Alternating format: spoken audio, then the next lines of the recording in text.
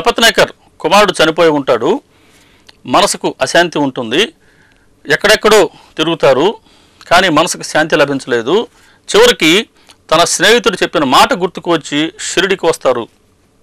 1కి 3 పర్యాయములు బాబాగారి పాదాలకు నమస్కారం చేస్తే చల్ హట్ పో వెళ్ళు అని బాబాగారు తిరస్కరిస్తారు. అతను ఆలోచిస్తాడు, ఏంటిది, ఎంతోమంది షిరిడికి వస్తున్నారు, అందరికీ బాబాగారు దర్శనం అవుతూ ఉంది, వారి పాదాలకు నమస్కరిస్తున్నారు, ఆయన ఆప్యాయంగా పలకరిస్తున్నారు, అందరూ దీపావళిలాగా వస్తూ వెళుతూ ఉంటే నా కర్మ ఏంటి, బాబాగారి ఎప్పుడు తిరస్కారాన్నే పొందుతున్నాను నేను అని ఆలోచించి చివరకు ఒక నిర్ణయం తీసుకుంటాడు. ఎప్పటికైనా బాబాగారి అనుగ్రహం పొందేంత వరకు షిరిడిలోనే బాబా వద్ద స్థిరమైన మనసుతో ఉండాలి అని నిశ్చయించుకుంటాడు.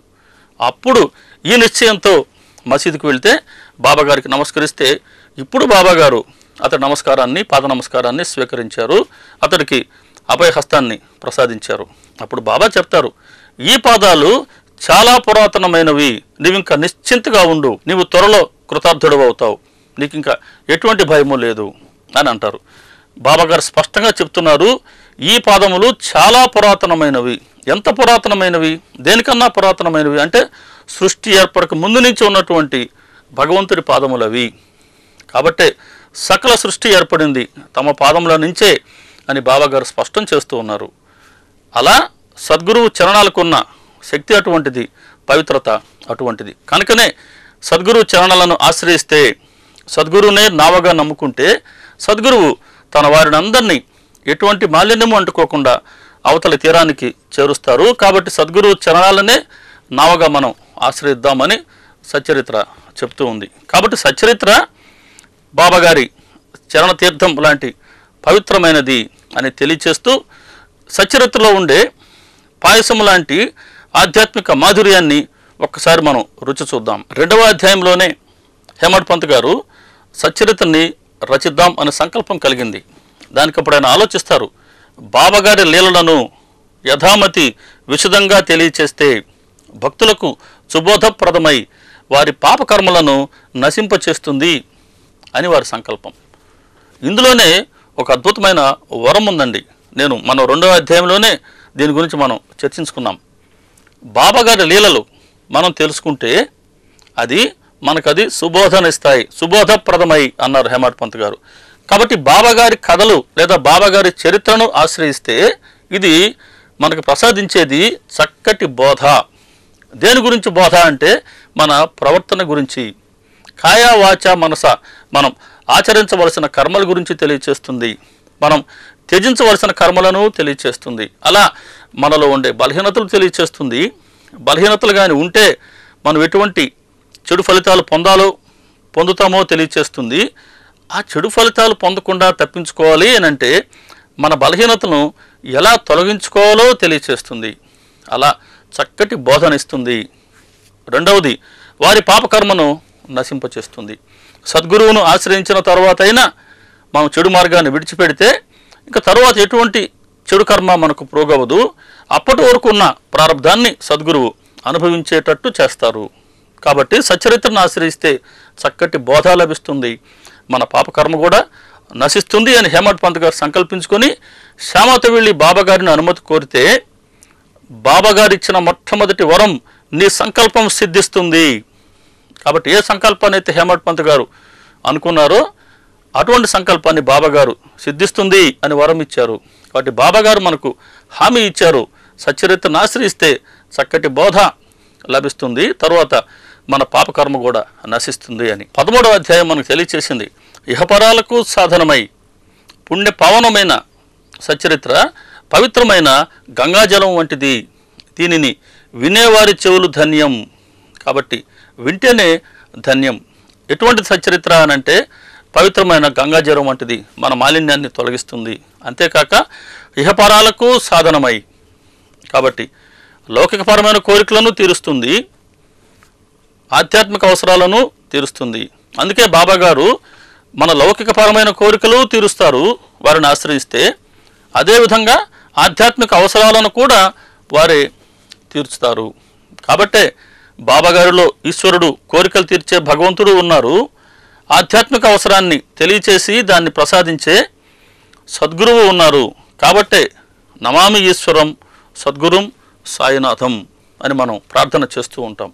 కాబట్టి సచ్చరిత్రను ఆశ్రయిస్తే లౌకికపరమైన కోరికలు తీరుతాయి. అలా మనల్ని ప్రవృత్తి మార్గం గురించి తెలియచేస్తూనే, మన కోరికలు తీర్చుతూనే మనకు తెలియకుండానే నివృత్తి మార్గంలో ప్రవేశింపచేస్తారు సద్గురువు బాబా.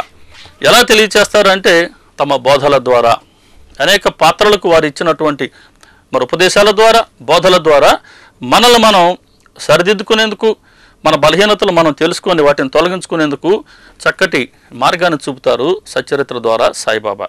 అందుకు చెప్తుంది సచ్చరిత్ర పరమ పవిత్రమైన గంగాజలం వంటిది, ఇహానికి పరానికి రెంటికి సాధనం సచ్చరిత్ర అని తెలియచేస్తూ ఉంది 13వ అధ్యాయం. అలాగే సచ్చరిత్రని అమృతంతో పోల్చుదామా అని అంటే, అమృతం ఇంతకన్నా మధురంగా ఉంటుందా అని ప్రశ్నిస్తుంది 13వ అధ్యాయం. కారణం, అమృతం తాగితే ప్రాణం రక్షింపబడుతుంది, కానీ సచ్చరిత్ర ఏకంగా జన్మరాహిత్యాన్నే ప్రసాదిస్తుంది. జన్మలు ఎందుకు కలుగుతాయి అంటే మనకుండే కర్మఫలాల వల్ల. కర్మఫలం దేనికి ప్రోగవుతుంది అని అంటే రాగద్వేషాలు అనే బంధాల వల్ల. వీటికి కారణం కోరికలు, దీనికి కారణం అహంకారం, దానికి మూలం అజ్ఞానం. కాబట్టి నేను శరీరం అనే అజ్ఞానాన్ని నివృత్తి చేస్తుంది సచ్చరిత్ర. అలా మోక్షాన్ని పొందేందుకు అర్హతను ప్రసాదిస్తుంది సచ్చరిత్ర.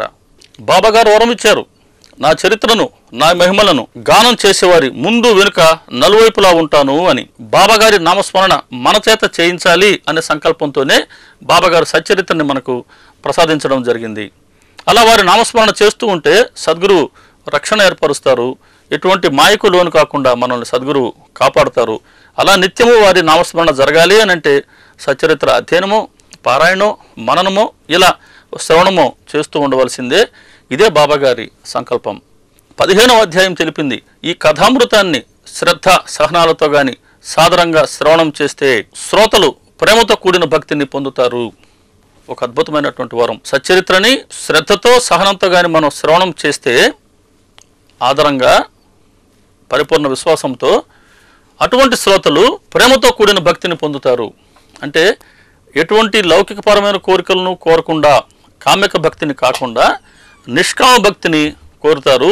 ఇటువంటి నిష్కామ భక్తినే బాబాగారు మన నుంచి ఆశిస్తూ ఉన్నారు. కాబట్టి సచ్చరిత్రను అధ్యయనం, శ్రవణం చేయడం ద్వారా ఎటువంటి కోరికలు లేకుండా సచ్చరిత్ర మనల్ని మలుచుతుంది, మనకు ప్రేమతో కూడిన భక్తిని ప్రసాదిస్తుంది అని ఇంకొక మారి గుర్తు చేస్తూ ఉంది సచ్చరిత్ర. 17వ అధ్యాయం తెలుపుతుంది, సాయి చరిత్రను శ్రవణం చేస్తే వినేవారి, చెప్పేవారి ఇరువురి దైన్యం నశిస్తుంది, ఇరువురికి చెడు రోజులు తొలగిపోతాయి. చెడు రోజులు తొలగిపోతాయి. చెడు రోజులు అని అంటే చెడు భావాలతో, చెడు స్వభావంతో పాపకర్మలు ఆచరించిన రోజులు, గురుస్మరణకి దూరంగా ఉండే రోజులు. ఇటువంటి రోజులన్నీ తొలగిపోతాయి. సచ్చరిత్రను శ్రవణం చేస్తే మంచి రోజులు వస్తాయి. ఎలా అంటే బాబాగారి స్మరణతో చెడు కర్మలు ఆచరించే స్వభావం మారిపోతుంది, సద్భావం కలుగుతుంది, భక్తి ఏర్పడుతుంది, మంచి పనులు చేయాలి అన్న తపన కలుగుతుంది. అలా సత్కర్మలు ఆచరిస్తాం. సత్కర్మలు ఆచరించేటట్టు మనల్ని చేయడమే మన ఉద్ధరణ. కాబట్టి సచ్చరిత్ర మనల్ని ఉద్ధరిస్తుంది.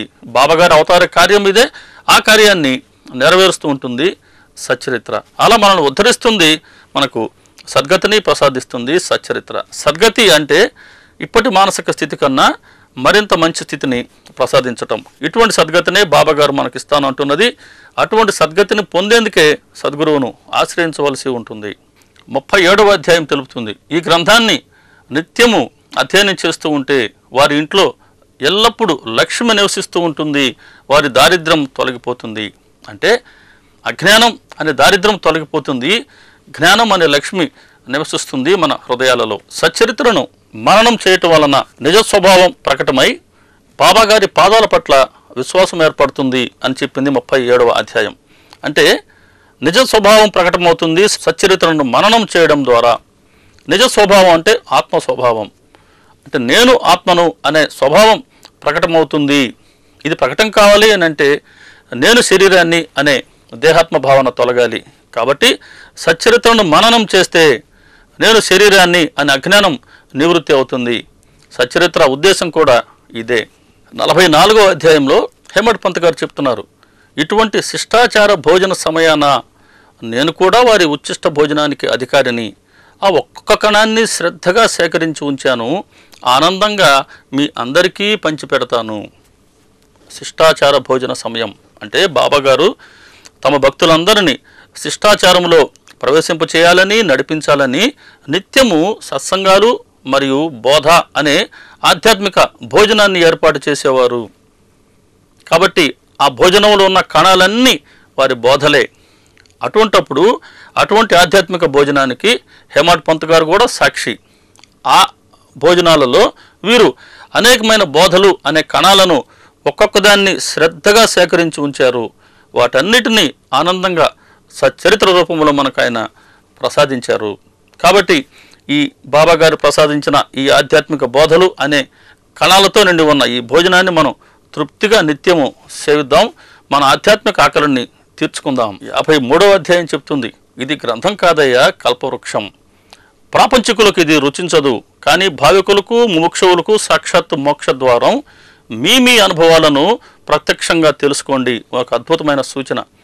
ప్రాపంచికులకు రుచించదు, కారణం కోరికలు నశించేటట్టు చేస్తుంది సచ్చరిత్ర. కోరికలు ఇంకా కోరుకునేటట్టు చేయదు. ప్రాపంచికులకు రుచించదు, భావికులకు ముముక్షువులకు ఇది సాక్షాత్తు మోక్ష ద్వారం. మీ అనుభవాలను ప్రత్యక్షంగా తెలుసుకోండి. గ్రంథాన్ని ఆశ్రయించండి, మీలో కలిగే మార్పులను మీరే గమనించండి అని తెలియచేస్తూ ఉంది.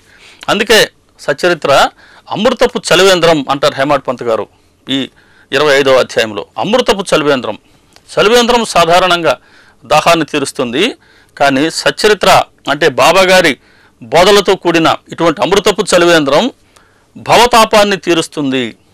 కాబట్టి సచ్చరిత్ర సత్పురుషుల చరణ ప్రసాద పాయసం అని బాబాగారు మరొకమారు మనకు తెలియచేస్తున్నారు.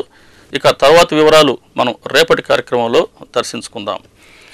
శ్రీ సచ్చిదానంద సమర్థ సద్గురు సాయినాథ్ మహారాజ్ కీ జై.